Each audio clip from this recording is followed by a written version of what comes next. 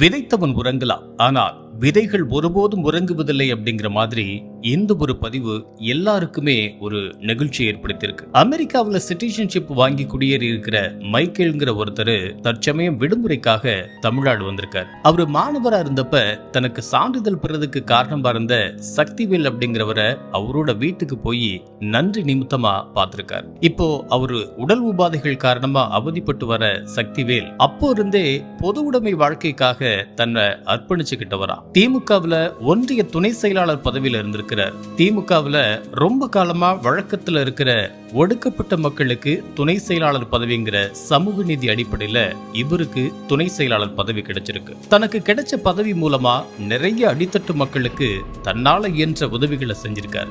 ஒத்த பைசா கூட வாங்காம மக்களுக்காக தன்னோட வாழ்நாள் முழுக்க அர்ப்பணிச்ச இந்த கரவேட்டிக்காரர் சக்திவேல் அவர்களால தான் நான் இன்னைக்கு நல்ல நிலைமையில இருக்கேன்னு எக்ஸ் தளத்துல தன்னோட நன்றிய தெரிவிச்சிருக்காரு மைக்கேல். மைக்கேலோட இந்த பதிவு முதலமைச்சரோட கவனத்துக்கு போக அவரு தோல்ல கருப்பு சிவப்பு தொண்டையும் நெஞ்சில பேரறிஞர் அண்ணா மற்றும் தலைவர் கலைஞரையும் ஏந்தின இது மாதிரியான லட்சக்கணக்கான கரைவேட்டிக்காரர்களால ஆனதுதான் இன்னைக்கு நாம பாக்குற தமிழ்நாடு. எந்த நெக்சஸ் என்ன மாதிரியான பொய்களை பரப்புனாலும் சக்திவேலை கொண்டாட மைக்கேல்கள் தொடர்ந்து வந்துகிட்டே தான் இருப்பாங்க.